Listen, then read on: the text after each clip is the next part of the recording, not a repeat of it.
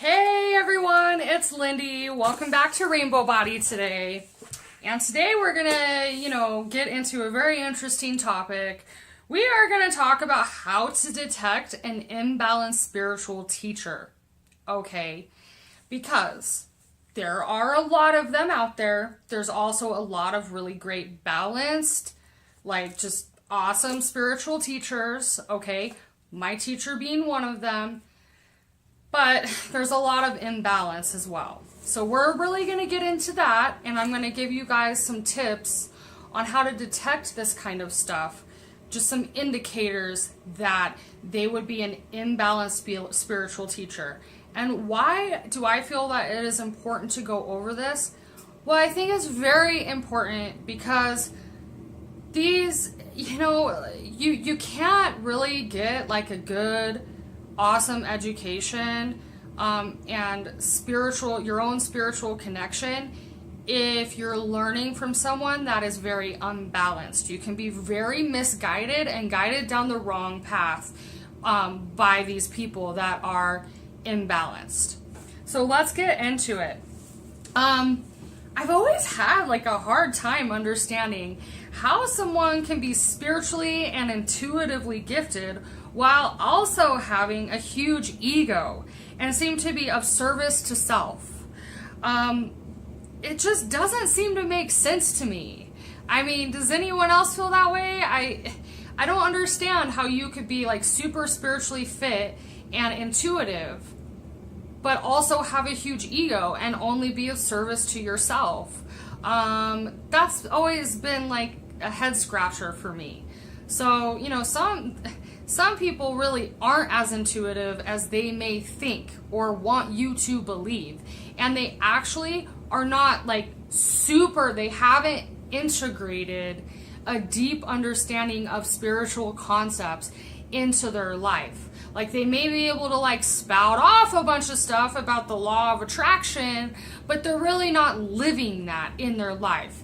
A good balanced spiritual teacher, whether they be a healer or a spiritual coach or your meditation or yoga instructor or any spiritual teacher, they have a really deep understanding and knowledge of spiritual concepts. They have embodied that fully. And so, anyone can spout off stuff about the law of attraction. Anyone can spout that stuff off. But are they living that? That's the question. That's what really matters, is if they are actually living and breathing that every day, right? So, an important, thing to understand about imbalanced spiritual teachers is that some of them at one point were actually very connected to spirit and started their practice out with really good intentions, really wanting to help people. The problem is some of them have been put up on this pedestal, okay, where people really, really look up to them and pamper them, okay, and just tell them that they're special, and they've heard this and been put on this pedestal for so long that then it inverts on itself, their energy, because that they could start out having really good energy, being very empowered and spiritually strong inside, right? And then because they're always getting all this validation and all this energy from other people, it starts inverting, and then they will start taking people's energy, and then they will need that, to get by. They will need other people's adoration to get by, and they can develop very large, overinflated egos and very imbalanced egos. So this is what can happen unless someone has just started off coming from a service to self place, starting off with a big ego, and are just doing these things to make money and to take advantage of people, okay? Help others. I put help in quotations because they're not really helping people, but they think they're helping people, but they can only do that by being in a position of power. So there's like this power dynamic where they have to be on top and they have to feel that they are above you to really help you, okay? And it's really important that we not work with people or learn from people that are imbalanced, spiritual teachers, and that encompasses a lot of people.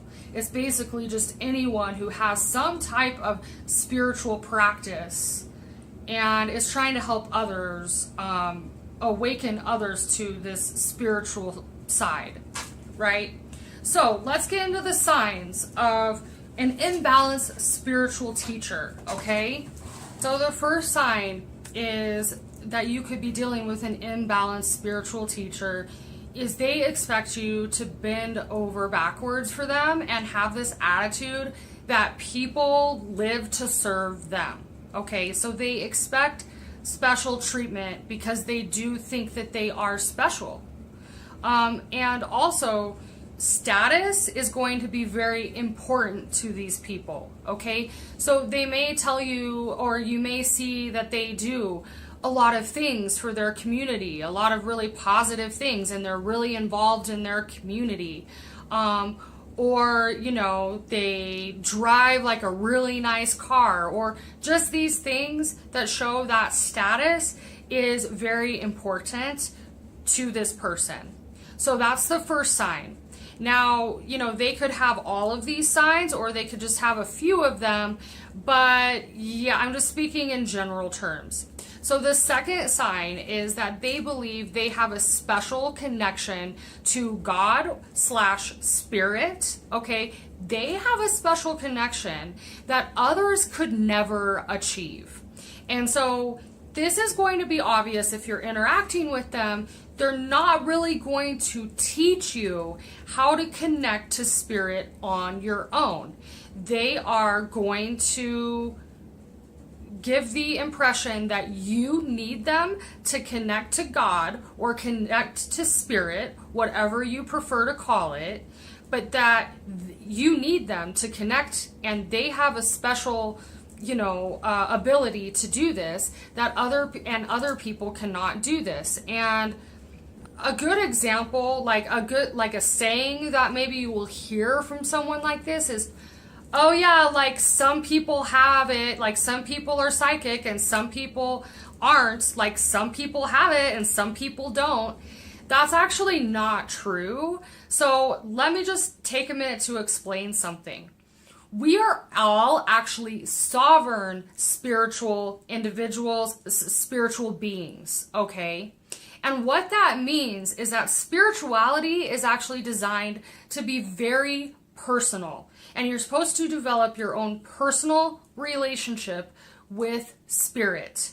Now, you may need guidance or people may need to help you along your journey to kind of guide you and help you, show you how to do this. But everyone is capable of connecting to spirit on their own without the assistance of others. Okay, and also another thing too is intuition. Everyone actually can develop their intuition. So become more psychic, become more empathic, and clairsentient, clairvoyant, and all of these things. You can actually develop that. Anyone who is interested in becoming a more spiritual, a more intuitive person can actually develop that. It's just that some people are born into this world having a thinner veil. So the veil is thinner, but that doesn't mean that, you know, they are like these super special, you know, individuals.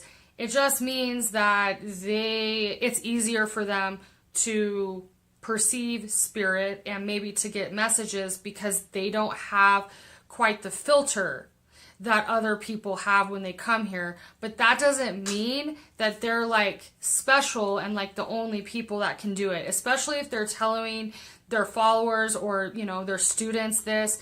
That's not a good sign, because it's just not true. We all can develop our own connection to spirit.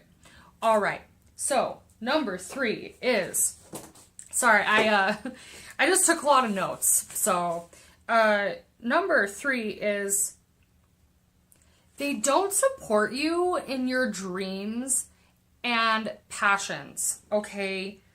So a balanced spiritual teacher is always going to support you 100% in following your dreams, following your heart, figuring out what that is for you, and supporting you on your path. They're going to support you 100% in those kinds of things, right? So it could be a really good indicator that you have an imbalanced spiritual teacher if they are somehow not supporting you in that, and they're looking at you as competition. That is not any kind of attitude to have in the spiritual community. We are not competing with others, okay? We are helping others awaken to their magnificent true selves. We are helping them. And us as spiritual teachers, whatever that may be, or healers, whatever you want to call us, but it's our job too to support each other, okay? And if you have some kind of, you know, person that is teaching you spiritual things, but they're not really supporting you to be independent and to go for your dreams, then they are imbalanced and you do not need to continue with them. Okay, so number 4 is, they seem very self-important because these people think they are very, very special indeed. Okay, so a balanced spiritual teacher or healer will have a good amount, like more than normal, humility. Okay, they will actually be a very humble person. They will not feel that they are super self-important and put themselves up on this pedestal. They will have a lot of humility and joy and love for others, and that will be apparent. That will be apparent to you. And the more you work with them, the more you're going to notice this and see if in fact they are very balanced and like amazing, or if they're really imbalanced and they just really think that they're on some other level, you know, above everyone else. And so you'll notice in this list all these characteristics I have listed off, and I still have some more to go over. You'll find a lot of these characteristics in cult leaders, okay? A lot of cult leaders have this kind of behavior and these types of characteristics, okay? So, like Jim Jones, you know, he was a lot like this. There's a really good movie you can check out it's a documentary you can check out on Netflix called Wild America. And there's also a good documentary on a cult, which is really good because it's an inside look at a cult. That is called, well, the cult was called The Buddha Field. And I can't remember exactly what the movie is. If I think of it, I'll link it below. But it is on YouTube. And it's about the Buddha Field cult. So, yeah, a lot of cult leaders have this. And so, you know, that's why you really gotta watch out and be careful, because it can be dangerous to like trust an imbalanced spiritual teacher, and that's why, is because they could be trying to get you to join a cult. I've seen many documentaries about cults that actually are still going on, so it's sad but true. So number 5 is, they seem to contradict themselves or make promises they cannot keep. So, like, they will talk about how important it is to have a spiritual practice, or break down the law of attraction for you, or like, talk all these like this spiritual game, right? Like talk all this spiritual game at you. But then you'll see that like material possessions are really important to them, or that they really don't they don't practice what they preach. And they contradict themselves like all the time. So if you're seeing this happening a lot, and you're noticing that their like wants and drives, what drives them and motivates them is very ego driven. So it's like it's for fame or fortune or status and power. Those kind of motivations, that's a red flag, okay? It's a red flag, because no spiritual teacher is going to be motivated by that kind of stuff. Their motivation is truly raising the vibration and helping others to wake to their divine nature. That is when it really, you get down to the nitty gritty, that's really what drives balanced spiritual teachers. So look out for contradictions, because that's a big indicator. Number 6 is their attitude, or their mood or behavior is inconsistent. Okay, so like you might see them one day and they're like super like calm and loving and like vibed out, like blissed out. And then you see them the next day and they're like super angry and upset and just like so frustrated and okay. That's a sign of an imbalance, okay? Because a balanced spiritual teacher is going to be consistent with their attitude, their mood. They're going to be consistent with that. Yes, they experience, struggles and hardships and challenges in life, just like everyone else does. They do experience those things. But the way a balanced spiritual teacher is going to handle it is going to be very different than the way an imbalanced teacher handles that. Okay, so look out for consistency. If someone's always consistent with you, then that's a good indicator that they're a great spiritual teacher. Number 7 is like weird costumes, okay? Like, so if you see someone that's like wearing like this bejeweled, like, what do you call those things? Turban. Thanks. I'm like, it came to me. But if you see people wearing like turbans and then they got this like crystal ball and all of that, like that's an indicator, just like really costumey and stuff. That's an indicator that they're putting on a show. They're acting is what they're doing. So they're not authentic. They're putting on an act.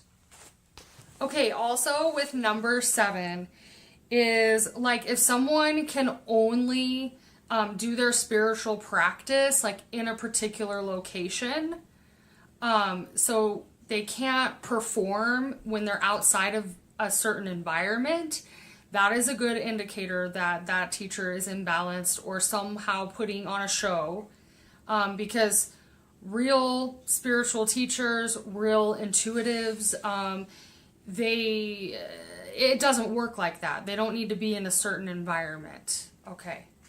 Oh, and what else? Oh, well, I was just going to mention too, like putting people on a pedestal, like I had previously mentioned, and kind of like, adoring them, putting them above you, saying they have a better connection to God than you do, is not a healthy spiritual practice. And a good example of this would be Jesus Christ, and the church, okay, like versus the church. Because Jesus, he actually taught that God lives within you and everyone can find the kingdom of heaven within them. And that was his big teaching.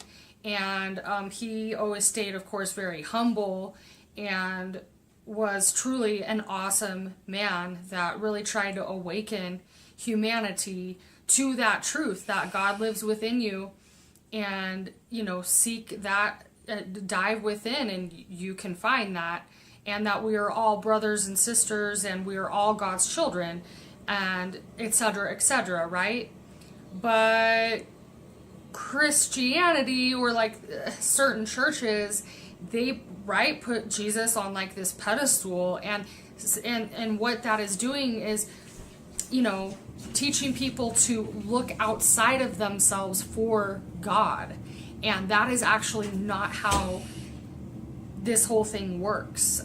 It's more about building your own connection with that, you know, your own sacred connection with that, with the divine, and it's just like, that was just like an example that I wanted to use. So we got one more here, and then I'll let you guys go. So number 8, and the last, you know, indicator of an imbalanced spiritual teacher is they have like a strict set of rules, or they are imposing on free will. So some examples of this would be like the 10 Commandments, okay?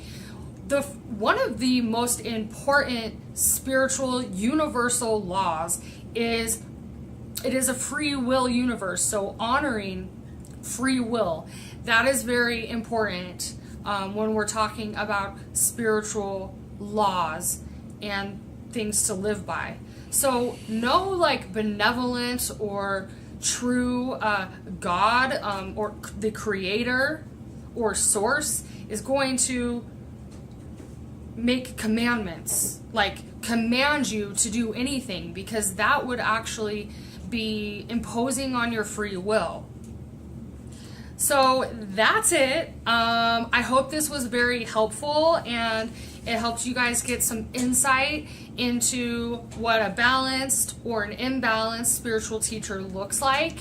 And if you want to say what's up, comment below. If you got anything to say on this topic, please comment. I'm always very happy to hear from my viewers. Of course, like this video if you really enjoyed watching it. Subscribe to the channel if you haven't done that, of course.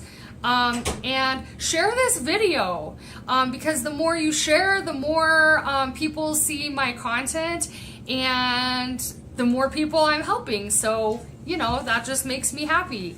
So with that, much love and light your way. May the force be with you as always, and I will see you in the next one. Bye!